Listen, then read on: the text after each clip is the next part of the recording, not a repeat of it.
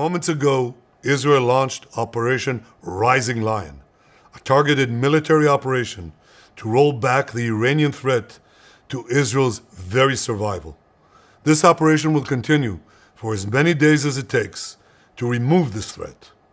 For decades, the tyrants of Tehran have brazenly, openly called for Israel's destruction.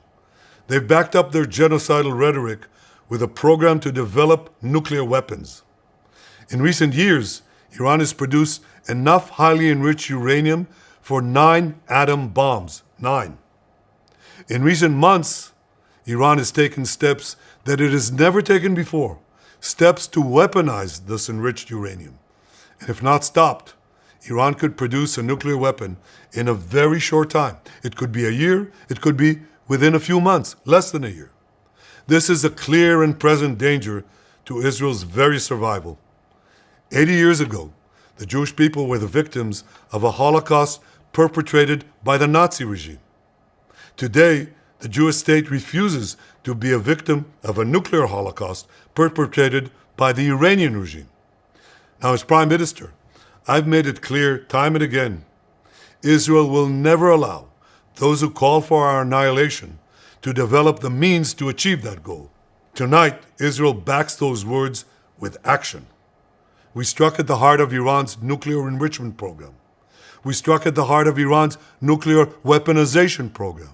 We targeted Iran's main enrichment facility in Natanz.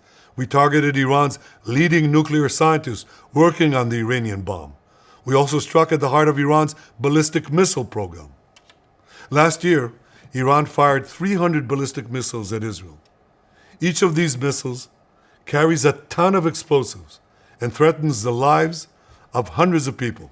Soon, those missiles could carry a nuclear payload, threatening the lives not of hundreds, but of millions.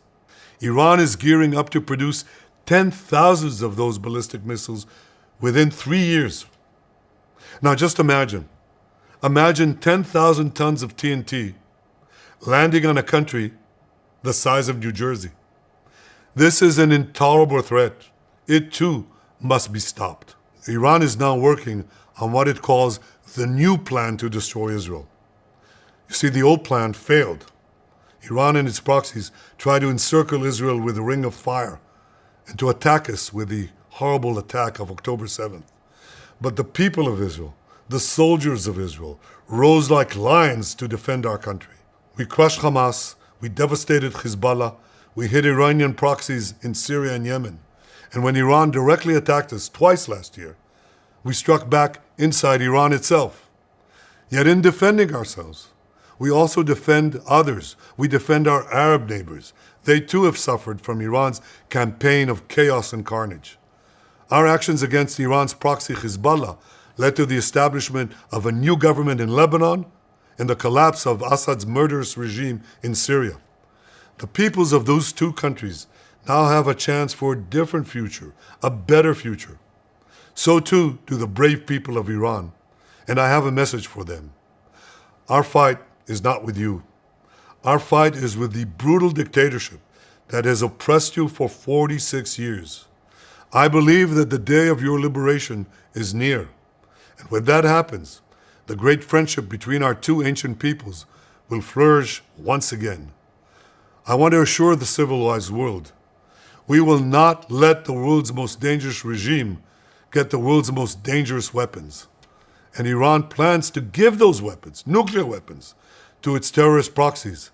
That would make the nightmare of nuclear terrorism all too real. The increasing range of Iran's ballistic missiles would bring that nuclear nightmare to the cities of Europe and eventually to America. Remember, Iran calls Israel the small Satan. It calls America the great Satan. And this is why for decades, it's led millions in the chants of death to Israel and death to America. Today, Israel is responding to those genocidal calls with action and with a call of our own. Long live Israel and long live America. Our action will help make the world a much safer place. I want to thank President Trump for his leadership in confronting Iran's nuclear weapons program.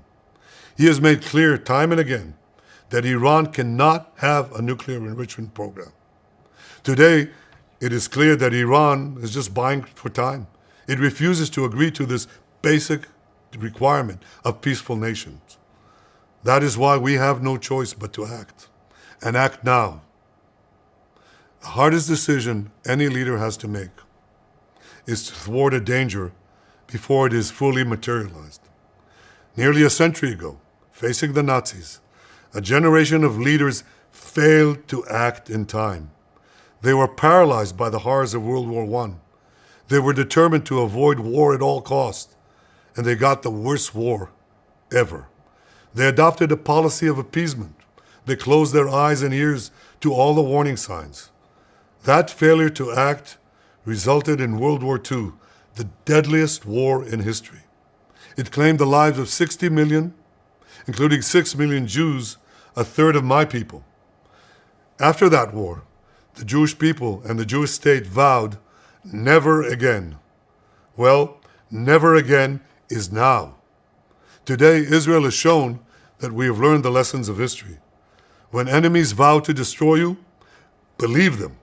When enemies build weapons of mass death, stop them.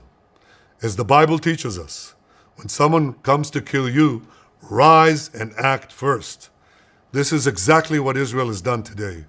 We have risen like lions to defend ourselves. Over 3,000 years ago, Moses gave the people of Israel a message that has steeled their resolve ever since. Be strong and courageous, he said.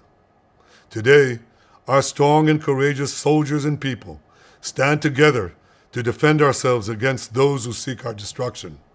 And by defending ourselves, we defend many others, and we roll back a murderous tyranny. Generations from now, history will record that our generation stood its ground, acted in time, and secured our common future.